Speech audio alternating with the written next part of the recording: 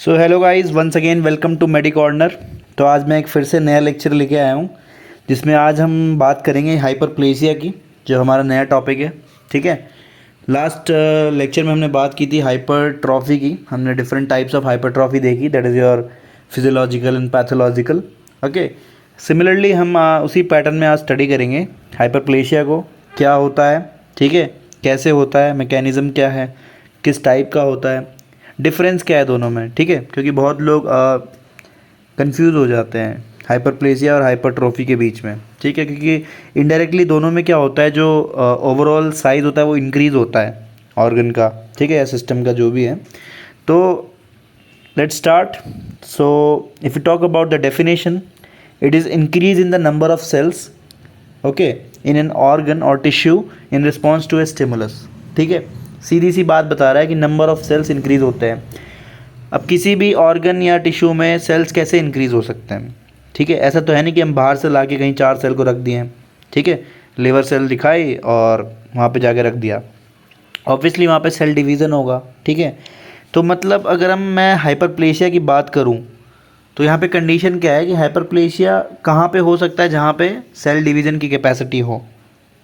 तो अगर अब मैं बात करूँ हमारे नर्वस टिश्यू की, कि कोई बंदा बोल रहा है कि यार नर्वस टिश्यू में हाइपरप्लेजिया हो गया, तो यू कांट, ओके, मतलब उसको आप ये बात नहीं मान सकते, क्योंकि वहाँ पे क्या होता है, सेल डिवीज़न की कैपेसिटी होती ही नहीं है। ठीक है, एकदम निल होती है।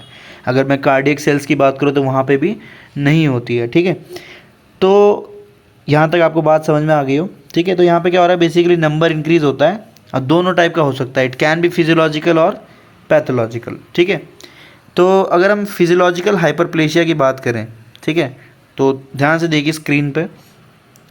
Physiological hyperplasia is due to the action of hormones और ग्रोथ फैक्टर्स। ठीक है, पहली बात कि किसकी वजह से हो रहा है, या तो हार्मोन्स या फिर growth factors. Occurs when there is a need to increase functional capacity of hormone sensitive organs और when there is need for compensatory increase after damage और रिसेक्शन। ठीक है, अब देखो यहाँ पे दो कंडीशन दे रखी है। एक तो है कि अगर फंक्शनल कैपेसिटी की डिमांड बढ़े, ठीक है, क्या चीज़ बढ़े, फंक्शनल कैपेसिटी की डिमांड बढ़े, कहाँ पे, ऑफ हार्मोन सेंसिटिव ऑर्गन्स। ठीक है, ये इंपॉर्टेंट बात है, ध्यान से देखो कहाँ पे बढ़ रहा है, हार्मोन जो सेंसिटिव ऑर्गन्स है, यहाँ पे क्या हो रहा है, फंक्शनल कैपेसिटी की डिमांड बढ़ रही है, तब जाके हाइपरप्लेजिया होता है।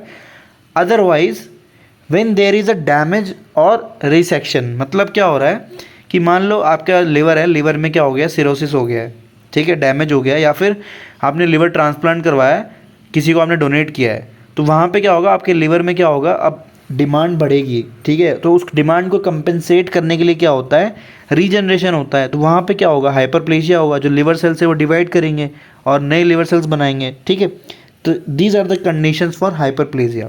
ठीक है, अब हाइपरट्रॉफी में क्या हो रहा था कि वहाँ पे सिर्फ फंक्शनल डिमांड को बढ़ाने के लिए क्या होता है, वो चेंज होता है, अडेप्टेशन होता है। लेकिन यहाँ पे क्या हो रहा है, it is also for regeneration also. ठीक है, compensatory increase after some damage और रिसेक्शन। ठीक है, अब इसमें देखो क्या दे रखा है, hormonal hyperplasia is well illustrated by the proliferation of the glandular epithelium of the female breast. ठीक है, फीमेल ब्रेस्ट की बात करिए यहाँ पे हाइपरप्लेशिया के लिए, कि प्यूबर्टी के टाइम पे क्या होता है, ठीक है, और प्रेगनेंसी के टाइम पे आपने नोटिस किया होगा कि ब्रेस्ट एनलार्जमेंट होता है। ठीक है, प्यूबर्टी में तो ग्रेजुअली क्या होता है, ब्रेस्ट का साइज़ इंक्रीज़ होता है फीमेल्स में। ठीक है, तो वो कैसे हो रहा है, वो हार्मोन की वजह से हो रहा है। ठीक है, जो ईस्ट्रोजन हार्मोन है वो क्या कर रहा है, सेकेंडरी सेक्सुअल कैरेक्टर्स को डेवलप कर रहा है और जो ब्रेस्ट का साइज़ है वो इंक्रीज़ कर रहा है। अब वो कैसे होता है, दैट इज़ बाय हाइपरप्लेशिया। ठीक है, जो ब्रेस्ट में जो सेल्स होते हैं एपिथेलियम के, वहाँ पे क्या होता है, प्रोलिफरेशन होता है। ठीक है, प्रेगनेंसी के टाइम पे भी ऐसा होता है, एनलार्जमेंट होता है। उसके बाद अगर हम बात करें classical illustration of compensatory hyperplasia, it comes from the study of liver regeneration. ठीक है, तो हार्मोनल का तो एग्जांपल बता दिया इन्होंने कि हार्मोनल इंड्यूस्ड कहाँ पे हो रहा है hyperplasia, that is your breast at the time of puberty and during the pregnancy. ठीक है, प्रेगनेंसी में क्या होता है, हाइपरट्रॉफी भी होती है। ठीक है, अकम्पनीड में एनलार्जमेंट भी होता है और जनरेशन भी होता है सेल्स का, ग्लैंडुलर जो एपिथेलियल सेल्स होती हैं। ठीक है, अब देखो चाहिए क्या, हमें मिल्क प्रोडक्शन करवाना है प्रेगनेंसी के बाद, तो मिल्क प्रोडक्शन के लिए हमें क्या चाहिए होगा, जो सेल्स है वो ज़्यादा चाहिए होंगी। उसके बाद मैं डैमेज वाली पे बात करते हैं कि उसमें दूसरा बताते हैं कंपेंसेटरी हाइपरप्लेजिया। ठीक है, इसका हम बेस्ट एग्जांपल देख सकते हैं लिवर में। ठीक है, मैंने बताया आपको लिवर ट्रांसप्लांट का एग्जांपल दिया था। डोनेशन जब करते हैं 1 लोब ऑफ द लिवर का, तो जो रिमेनिंग सेल्स होते हैं वो प्रोलिफरेट करते हैं, जिससे कि ऑर्गन क्या होता है फिर से ग्रो बैक हो जाता है टू इट्स ओरिजिनल साइज़। ठीक है, अब बहुत ऐसे केसेस आप देखेंगे इन फ्यूचर, या आपने ऑब्जर्व किया होगा कि ऐसे भी केसेस होते हैं जिसमें ट्रांसप्लांट करने के बाद लिवर कंपेंसेट नहीं कर पाता है। ठीक है, तो उस केस में पेशेंट की डेथ भी हो सकती है। ठीक है, तो ये आपको ध्यान रखने वाली बात है। Experimental models of partial hepatectomy have been very useful for defining the mechanism.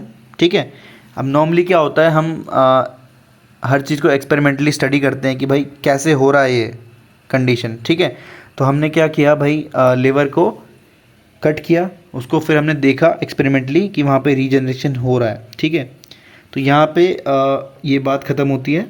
अब देखो यहाँ पे एक और एग्जांपल दे रखा है हाइपरप्लेसिया का। ठीक है, लिवर के अलावा भी, जिसमें हम देख रहे हैं अभी हम बेसिकली फिजियोलॉजिकल हाइपरप्लेसिया देख रहे हैं, जिसमें हमने पहला तो हार्मोन इंड्यूस देखा, दूसरा हमने कंपेंसेटरी देखा। कंपेंसेटरी में हमने लिवर रीजनरेशन देखा वाइल हैविंग ट्रांसप्लांट। अभी हम दूसरा एग्जांपल देख रहे हैं, इसमें देखो बोन मैरो की बात हो रही है। ठीक है, बोन मैरो क्या करता है, जो जितने भी ब्लड सेल्स है उसका फॉर्मेशन करवाता है। तो अगर आपने देखा होगा इन केस ऑफ हीमोलाइसिस, ठीक है, या फिर ब्लीडिंग होती है बॉडी में, एक्यूट ब्लीडिंग के केस में जब ब्लड कम हो जाता है बॉडी में, तो एक फीडबैक लूप जनरेट होता है, जिसमें क्या करते हैं ग्रोथ फैक्टर्स जो होते हैं वो इरेथ्रोपोएटिन को एक्टिवेट करते हैं। ठीक है, किडनी से रिलीज़ होता है और वो स्टिमुलेट करता है किसको, आरबीसी, जो प्रोजेनेटर्स होते हैं। प्रोजेनेटर्स मतलब जो आपने पढ़ा होगा फर्स्ट ईयर फिजियोलॉजी में। ठीक है, जहाँ से डेवलपमेंट होता है आरबीसी का इरेथ्रोपोएसिस में। ठीक है, तो उनसे क्या होता है फिर रेड ब्लड सेल का प्रोडक्शन इंक्रीज़ होता है। ठीक है, जब तक कि जो डिमांड है, और यहाँ पे क्या होता है फिर रेगुलेट होता है हेमाटोपोएसिस। ठीक है, तो ये हमारा क्या है फिजियोलॉजिकल हाइपरप्लेसिया का एग्जांपल है, बहुत अच्छा। नेक्स्ट अब हम चलते हैं पैथोलॉजिकल हाइपरप्लेसिया पे। ठीक है, पैथोलॉजिकल में हमारे पास देखो क्या है, most forms of pathological hyperplasia are caused by excessive और इनअप्रोप्रिएट एक्शंस ऑफ हार्मोन्स। ठीक है, देखो यहाँ पे दो कंडीशन होती है। पैथोलॉजी मतलब कि कोई भी ऐसी चीज़ जो एबनॉर्मल हो। ठीक है, बॉडी में फिजियोलॉजिकल मतलब नॉर्मली हो रहा है वो चीज़। ठीक है, लेकिन यहाँ पे क्या होता है एबनॉर्मल इंक्रीज होता है सेल्स का। ठीक है, इनअप्रोप्रिएट फॉर्म में। तो वहाँ पे क्या होता है, देखो अब ध्यान से देखिए, endometrial hyperplasia is an example of abnormal hormone induced hyperplasia. ठीक है, नॉर्मली क्या होता है मेंस्ट्रुअल पीरियड के बाद there is a rapid burst of proliferative activity in the endometrium. ठीक है, that is stimulated by pituitary hormones and ovarian oestrogen. ठीक है, मेंसेस के बाद क्या होता है, जो एंडोमेट्रियल थिकनिंग होती है वो वापस से क्या होती है इंक्रीज़ होती है। वो भाई यूट्रस अपने आप को प्रिपेयर करता है कि फिर से एक नया एग आएगा जो कि वहाँ पे इम्प्लांट होगा, तो उसके लिए हमें तैयारी तो पूरी होनी चाहिए। अब उस तैयारी के लिए वो क्या करता है, वहाँ पे थिकनिंग होती है। ठीक है, प्रोलिफरेशन एक्टिविटी इंक्रीज़ होती है, पिट्यूटरी हार्मोन्स जो होते हैं हमारे FSH, LH एंड जो ईस्ट्रोजन होता है। ठीक है, but it is brought to a halt by the rising levels of progesterone. ठीक है, usually about 10 to 14 days before the end of the menstrual period. मतलब ओव्यूलेशन से पहले पहले क्या होता है, जो प्रोलिफरेशन एक्टिविटी है उसको बंद करना होता है। ठीक है, हमने पढ़े ना phases, menstrual phase, proliferative phase, then luteal phase. तो प्रोलिफरेशन एक्टिविटी हमें बंद करनी होती है बिफोर 14th डे। ठीक है, लेकिन क्या होता है, ये बैलेंस क्या होता है बिगड़ जाता है बिटवीन ईस्ट्रोजन एंड प्रोजेस्टेरॉन, वो डिस्टर्ब होता है। तो इससे क्या होता है, जो इंक्रीज़ होता है ईस्ट्रोजन का वो बढ़ता है, और इस वजह से क्या होता है एंडोमेट्रियल ग्लैंड्स का हाइपरप्लेजिया होता रहता है। ठीक है, प्रोलिफरेशन होता ही रहता है, ये आपको ध्यान रखना है। अब देखो, अब वहाँ पे क्या, जहाँ पे उसको रुकना था प्रोलिफरेशन को, वो होता ही गया। ठीक है, इंक्रीज़ होता गया। तो इसी वजह से क्या होता है, वजह से क्या होता है, जो ब्लीडिंग होती है एबनॉर्मल यूट्राइन ब्लीडिंग, किसी किसी को आपने देखा होगा कि बहुत ज़्यादा ब्लीडिंग होती है मेंसेस में। क्यों? क्योंकि वहाँ पे जो प्रोलिफरेशन है वो बहुत ज़्यादा हुआ होता है, तो जो शेडिंग होती है एंडोमेट्रियम की वो भी क्या होती है इंक्रीज़ हो जाती है। ठीक है, दूसरा अगर एग्जांपल मैं बात करूं तो बेनाइन प्रोस्टेट हाइपरप्लेजिया की, BPH, ठीक है। इसमें क्या होता है, जो प्रोस्टेट ग्लैंड होता है मेल्स में, आपको पता होगा, उसमें क्या होता है, हाइपरप्लेसिया होता है due to the increase level of the androgens. और उस वजह से क्या होता है, यहाँ पे देखो एक बहुत ही इम्पॉर्टेंट लाइन बोली गई है कि the increase cell division associated with hyperplasia elevates the risk of acquiring genetic aberrations that drive unrestrained proliferation and cancer। ठीक है, इस बात का मतलब आपको समझ आना चाहिए कि जब भी ज़्यादा हाइपरप्लेजिया हो रहा है कहीं पे, तो उस वजह से क्या होता है, जेनेटिक एब्रेशंस होते हैं, and it can also go towards cancer and all, ठीक है, जिसमें अनकंट्रोल्ड proliferation होता है। इसलिए क्या होता है, मतलब हाइपरप्लेजिया हालांकि डिफरेंट है कैंसर से, लेकिन जो पैथोलॉजिकल हाइपरप्लेजिया होता है, it can become a platform जहाँ पे क्या होता है, कैंसरस प्रोलिफरेशन अराइज हो सकता है। ठीक है, ये आपको ध्यान रखना है जो पैथोलॉजिकल हाइपरप्लेजिया है। जैसे कि जो पेशेंट्स होते हैं with hyperplasia of the endometrium, ठीक है, एंडोमेट्रियम हाइपरप्लेजिया पता है ना आपको, जो यूट्रस में ज़्यादा प्रोलिफरेशन हो रहा है, तो they have a increase risk for developing endometrial cancer. ठीक है, ये आपको ध्यान रखने वाली बात है। ठीक है, कि जो पैथोलॉजिकल हाइपरप्लेजिया है वो कभी कभी अगर कंट्रोल नहीं हो तो it can arise, it can give rise to the cancerous proliferations. ठीक है, एंड जैसे कि हम कुछ कुछ वायरल इन्फेक्शंस की बात करते हैं, वहाँ पे भी क्या होता है, इसको हम बोलते हैं वायरल इंड्यूस्ड प्रोलिफरेशंस। ठीक है, जैसे कि हमारा पैपिलोमा वायरस है, ठीक है, तो इसमें क्या होता है, ये स्किन वॉर्ड्स, ठीक है, कॉज करता है, और several mucosal lesions.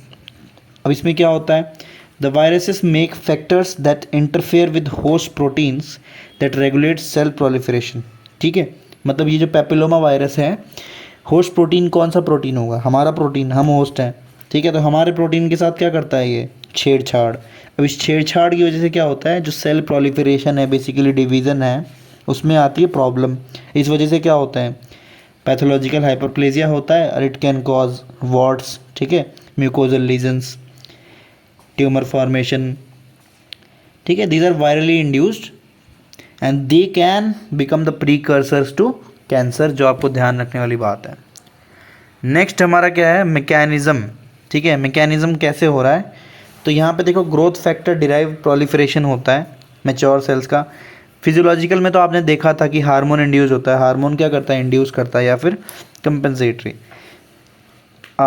Late we से आफ्टर पार्शियल हेपेटेक्टोमी, ठीक है, जब भी हम लिवर कट करते हैं तो ग्रोथ फैक्टर प्रोड्यूस होते हैं लिवर में, ठीक है, that engage receptors on the surviving cells and activate signaling pathways that stimulate cell proliferation. ठीक है, लेकिन if the proliferative capacity of the liver is compromised as in some forms of hepatitis causing cell injury, then hepatocytes can instead regenerates from intrahepatic stem cells। तो guys यहाँ पे ही हमारा lecture ख़त्म होता है। तब तक के लिए धन्यवाद, मिलते हैं आपसे अगले लेक्चर में।